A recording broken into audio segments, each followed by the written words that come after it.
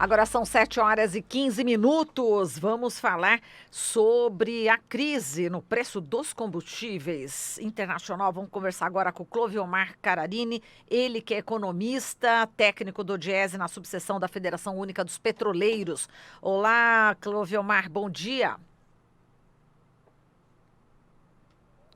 Vamos tentar o contato aqui com o Cloviomar, a gente não está conseguindo te ouvir, Cloviomar. Vamos ver se novamente. Alô, Cloviomar, bom dia. Bom dia, Marilu. Agora Bom dia. sim. Agora sim, a gente está te ouvindo. Bom, Cloviomar, gostaria que você falasse como é que você está vendo, né, o governo Bolsonaro, o ministro Paulo Guedes, como é que eles estão reagindo, né, a essa crise internacional dos preços dos combustíveis. A gente tem ouvido, inclusive, especialistas mais propensos a defender o mercado financeiro, falando da volta do CID para o diesel, enfim. Eu queria que você falasse como é que você inicialmente está vendo a reação, né, do nosso governo em relação ao impacto já dessa crise. Bem, Marilu, ouvintes, primeiro chamar a atenção para o motivo dessa crise, né? Acho que esse é o ponto central aqui.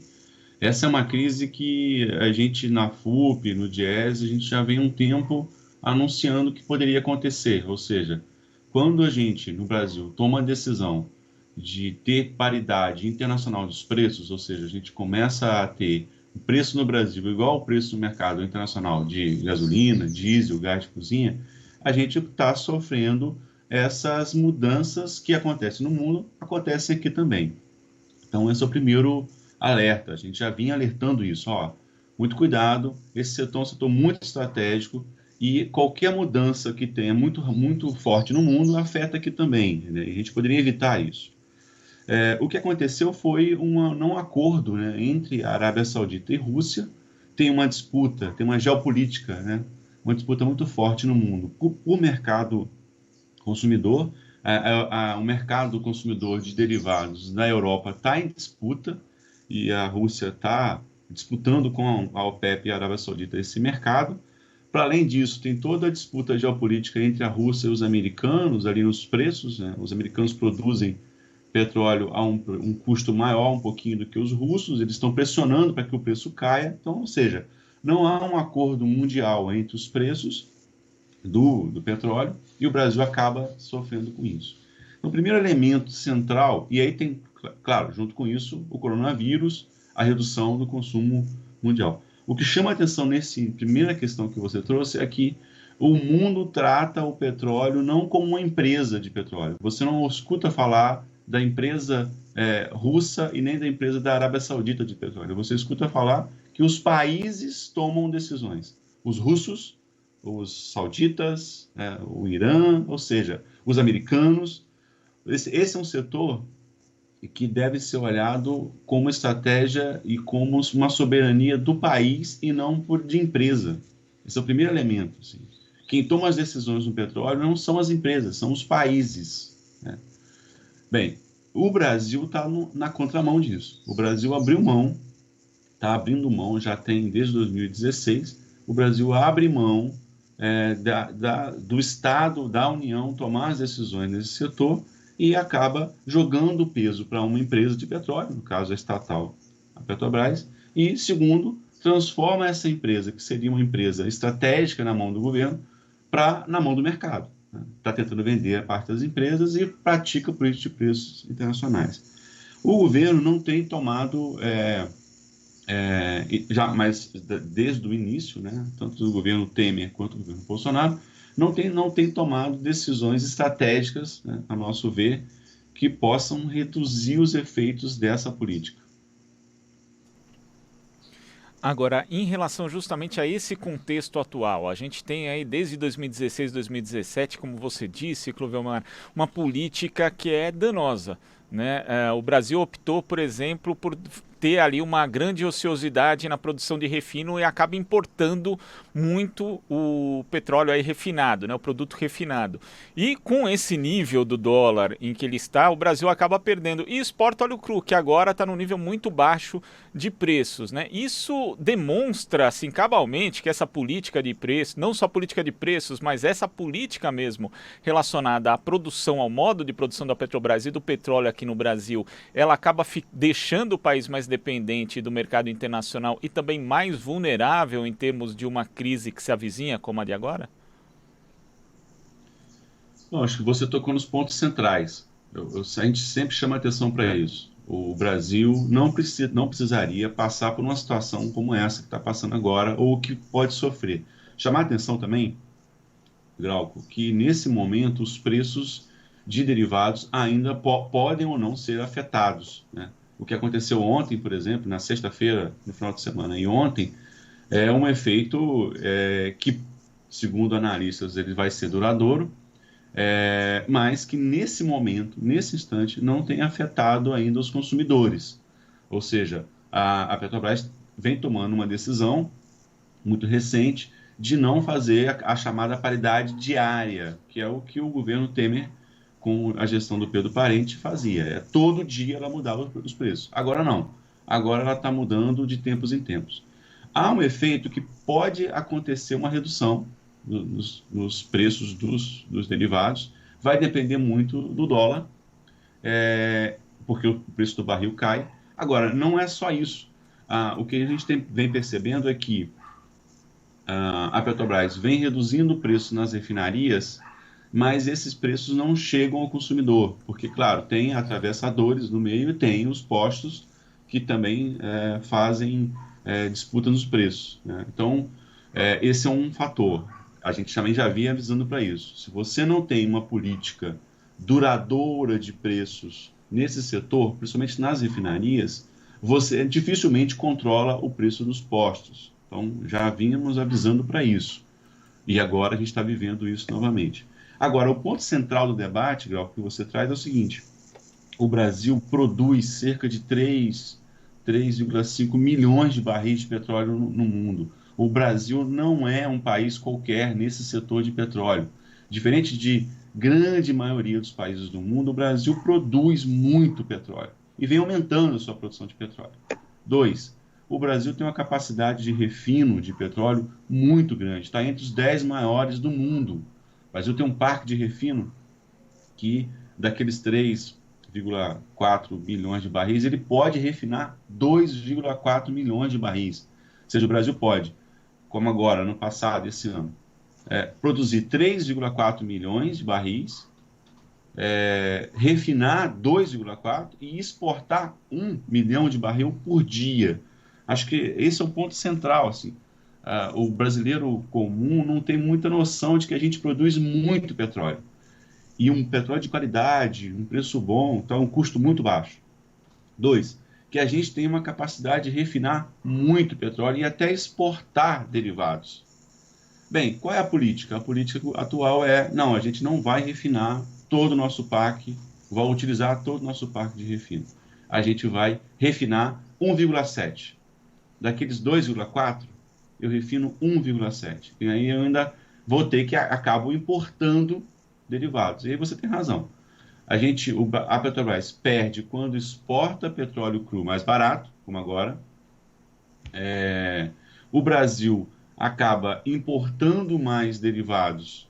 E aí, mesmo que o preço desse derivado, diesel, gasolina ou gás de cozinha, caia, porque o preço do barril caiu, tem o dólar que está subindo. E acaba não impactando no preço, né? Então, a gente diria, está passando por uma situação que não precisaria passar. Esse alarde todo a gente poderia passar suavemente, eu diria, nessa nave, se não fosse essas políticas adotadas e as decisões. E aí, o outro elemento central, e pouca gente está falando disso, é o risco que se corre agora de tornar mais atrativo os ativos da Petrobras, né? A Petrobras vem adotando uma política de privatização, de venda de partes dos ativos. Vai vender metade das suas refinarias. E agora, o que acontece? nesse momento, fica muito mais atrativo para quem é de fora do Brasil comprar as refinarias. Elas ficam mais baratas porque o dólar sobe, então quem tem dólar, cada dia fica mais barato as refinarias, os ativos do Brasil. E dois, o mercado, agora todas as empresas de petróleo vão tentar sair um pouco da produção de petróleo e aumentar seu refino, quem pode, né? Por quê? Porque é ali que você ganha mais valor no petróleo. Então, assim, há um grande risco para a gente, para a população brasileira, de nesse processo de privatização ser acelerado nesse momento. E aí, voltando à questão que a Marilu trouxe, por um lado, é uma política deliberada desse governo, vender os ativos a qualquer preço, né? Pois é, agora a Cláudia Márcio tocou nessa questão da privatização, quer dizer, tendo esse aumento, né, da venda dos ativos, vender mais do que já se vendeu, quer dizer, o prejuízo já está dado. Muitos ativos a gente já se desfez deles, né? Agora vai aumentar ainda mais nesse momento que você está falando que é totalmente propício para isso. O que vai ficar a Petrobras? O que vai virar a Petrobras? Bem, nessa atual política, a Petrobras vira uma empresa que vai produzir petróleo, só produzir petróleo, e só no pré-sal. É uma empresa que tem tomado a decisão de ficar no Sudeste, nos estados do Sudeste, São Paulo, Rio e Espírito Santo, na produção nessa região, que é a produção do pré-sal, é a produção mais rentável para ela, e abandonar completamente, já está abandonando completamente o Nordeste e o Sul. E Norte e Centro-Oeste, a participação é pequena, né? Tirando ali Manaus. Mas ela está saindo dessas regiões. Ela está saindo do Parque de Refino, ela está saindo já de outros setores que ela atuava, biodiesel, termoelétricas, e ela está saindo dessas regiões e está ficando no Sudeste. É uma empresa, está se tornando uma empresa exportadora de petróleo cru, uma empresa concentrada no Sudeste e uma empresa eu diria, muito rentável para os acionistas, né, para o mercado. Agora, quem tem as ações da empresa tomou um susto, né, ontem, porque os preços caíram, das ações caíram e muito, né? Para ter uma ideia, a gente estava falando isso ontem, a empresa perdeu 91 bilhões de valor de mercado em um dia. Em 30 minutos, ela perdeu 74 bilhões de reais de valor. Se você pegar ontem 91 bilhões de valor de mercado que ela perdeu, isso significa 15 vezes o valor que a empresa disse que perdeu com a Lava Jato. Então, a gente perdeu ontem, em um dia, 15 Lava Jatos, né? Que foi um dos grandes motivos para essa atual situação que a gente está vivendo, né? Então, chamar a atenção assim, quem tem ação da empresa perdeu. Agora, a população no geral que consome derivado também acaba perdendo nesse sentido, né? Quer dizer, é ruim até para o próprio mercado financeiro, né? Quer dizer, para os rentistas, no caso, né? Foi ruim para eles também, né? Sim. É isso. Agora, Clovelmar, quando a gente tem esse contexto aí de uma crise internacional, né, causada não só pela questão do petróleo, mas também pelo coronavírus e por outros fatores, né, muita gente já anunciava que essa crise poderia acontecer há 2, 3, até 4 anos. Na crise de 2008 e 2009, a Petrobras teve um papel muito importante como indutora do desenvolvimento e também para frear os efeitos daquela crise, para que a crise, na verdade, refletisse no Brasil, como disse o ex-presidente Lula, como uma marolinha, né? A pobreza não aumentou, a desigualdade social também não aumentou, algo que não acontecia quando a gente tinha qualquer início de recessão aqui no Brasil. Só que agora, como você falou, ela tem um outro papel, basicamente de produtora de óleo cru. Ela está... O conceito de empresa integrada da Petrobras está sendo desfeito por esse governo. Então, como é que você vê isso? O Brasil perde não só por conta da companhia, mas também porque ele fica sem uma ferramenta importante que poderia frear os efeitos de uma crise internacional? Você tocou num ponto central também que a gente vem discutindo quem atua nesse setor, no caso, assessorando a FUP, né, os petroleiros, acaba discutindo. E foi até um dos motivos da greve agora dos petroleiros de 21 dias em fevereiro. A gente tem que pensar o seguinte, Grau, As empresas estatais, a Petrobras ainda é uma empresa estatal.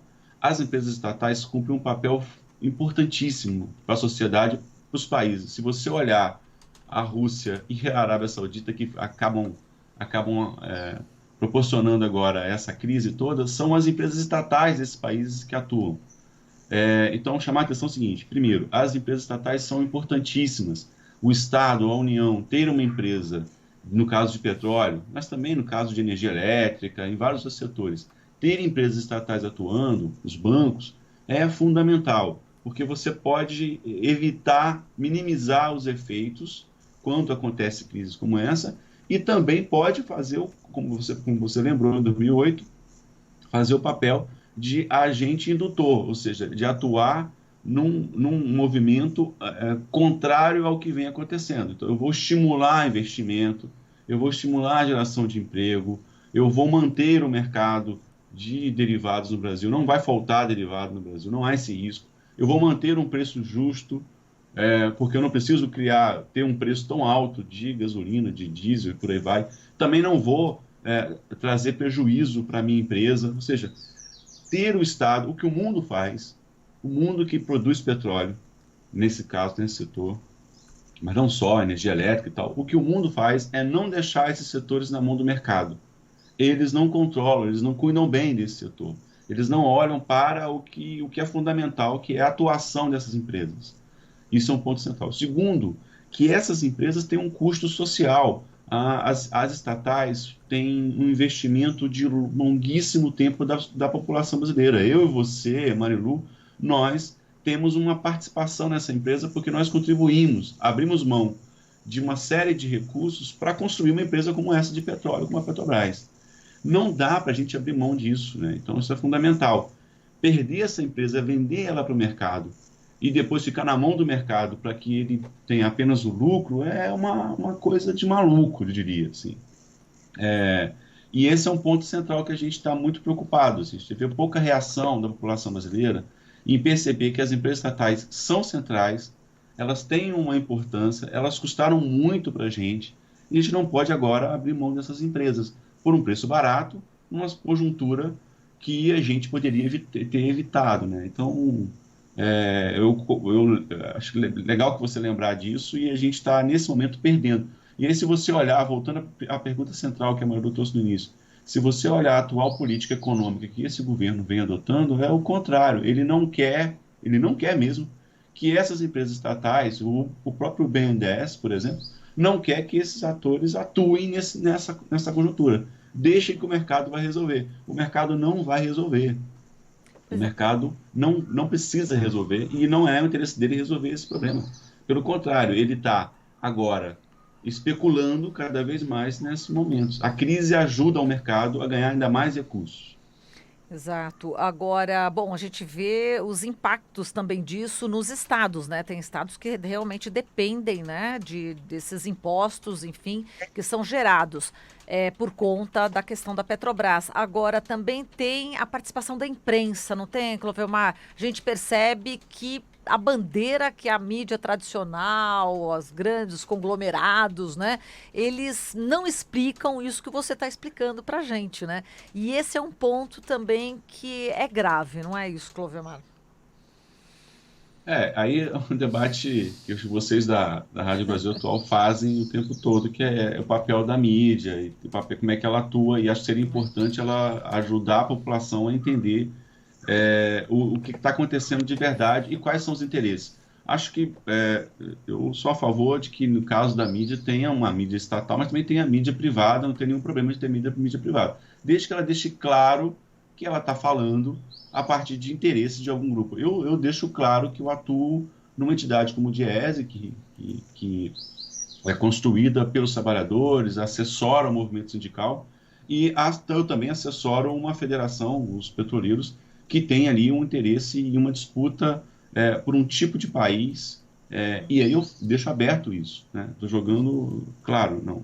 Agora, por outro lado, também é fundamental que a gente possa passar a informação correta, os dois lados da versão. No caso da economia, que é uma ciência, que não é uma ciência exata, sempre existem 2, 3 ou até vários lados fundamental que a gente olhe todos esses lados. É, é uma pena que a gente não consiga fazer fazer com que esse debate chegue a uma população, ao grande volume da população. É uma pena. Também entendo que há, como eu falei, uma estratégia dessas empresas de comunicação em não fazer essa divulgação. Estão muito preocupadas com a atuação do mercado. E uma pena também que a gente não participe mais dos debates do qual seria o papel das empresas estatais. E aí vamos falar Correios e por aí vai. Lembrar de agora, por exemplo, muito pouco se falou da Vale. É uma empresa que era estatal, foi privatizada e que agora vai sofrer muito também com a queda da demanda chinesa. Então, e a gente não discute os efeitos que a gente tem de ter vendido a Vale, né? Uma empresa completamente muito estratégica, a gente abriu mão. É uma pena, eu concordo com você nesse sentido. Perfeito, tá certo, Clovemar. A gente agradece aqui a sua participação. Um grande abraço para você. Até mais. Até mais, Lu. Obrigado aí. Um abraço aos ouvintes. Abração. Falamos aqui com o Cloviomar Cararini, ele que é economista técnico do Diese na subseção da Federação Única dos Petroleiros.